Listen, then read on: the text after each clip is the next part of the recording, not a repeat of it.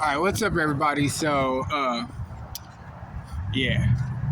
I got the engine and transmission pulled out around like 2 o'clock. It's now 6:50. I swapped the rims over. Swapped that shit over. I grabbed my power steering pump. The door actuators took the door actuators out. AC actuator thing. I got the transmission that was sitting in here. I got that sitting in this car. Tomorrow, I'm going to be doing the transmission swap on this one. So, hell, I'm thinking I can do this without having to drop the rack and pinion. So, the rack and pinion's 18 millimeter on both sides. So, I'm thinking I'm going to undo the rack and pinion right here and ratchet strap it to something, and then I'm going to undo the outer tie rod, the lower ball joint, and take these bolts out, and the lower control arms, and then that way I can just drop the I'm really not trying to drop the whole subframe with everything attached, because that motherfucker is going to be heavy putting it back together. So I want to take the lower control arms and the outer tie rods and the sway bar link. That's going to stay because that's going to drop with it. Unless I can just break the lower control arms apart like I did on my Pontiac G6. I'm going to try to do that. If I can get away with doing that, breaking those loose and then popping my CV axles out, it's going to make that transmission swap a whole lot easier. So what I had to do to get my CV axle out, undid the bolts and shit, and then it was like 21 for the steering knuckle, the two bolts that are like right here, the steering knuckle, correction, down there, 21. So I'll pop those out, pop the steering knuckle out of place, and then pop the CV axles out like that. So I'm gonna figure out, that's really what my goal is for tomorrow, is to get the lower control, get the cross member, lower control arms disconnected, and or I might just lower the... Yeah, that's what I'm going to do. I'm going to scratch that. I'm going to keep the lower control arms mounted, but I'm going to break the lower control arm at the lower ball joint. Keep the sway bar connected. Pop my my outer tie rod out.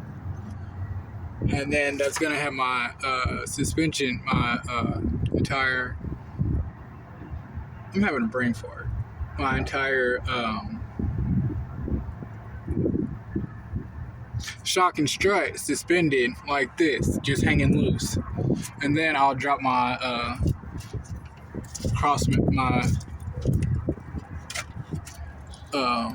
subframe. I'm having brain farts really bad. So I see that there is power steering lines mounted on here. So yeah, I'm most definitely just gonna pop these off. I got a zip tie right there holding it together. But yeah, when I get to doing that, I'm gonna pop. Like, why do they do that? Have this long ass... Look, see? So that, follow this. It comes from the rack and pinion. It comes all the way down, just to travel through here and loop. And just does a loop, a long ass loop, and then it comes back up and returns into the power steering right here. Like, that's unneeded. Like, why do they have all that extra length? Why not just have the loop like right here and it be done? Like, that's fucking retarded. I seen that on a OBS truck I pulled the engine out of, and I kept the power steering mounted, and I was trying to get that out, and it did that same crazy stupid ass fucking loop. But yeah, my O2 sensors came in for that, so I'm gonna fuck with the Monte Carlo Wednesday. I'm gonna do the Monte Carlo Wednesday. Monday and Tuesday. I have Monday and Tuesday to get this done. I took off work, so I have Monday and Tuesday to get this knocked out, figured out, and out the way, running and driving. When I dropped that transmission pan, it was kind of the fluid was dark, but there was no sparkles in it. So fingers crossed. I'm going to. I put a new filter, new seal for the filter, and new gasket. So it's going to be all new fluids and all that running in it. So fingers crossed that it's not burnt up and slipping and shit, because I'm going to be mad as fuck. I paid over $1,100 for that. I paid $1,100 for the engine and transmission together, and the engine has multiple misfires.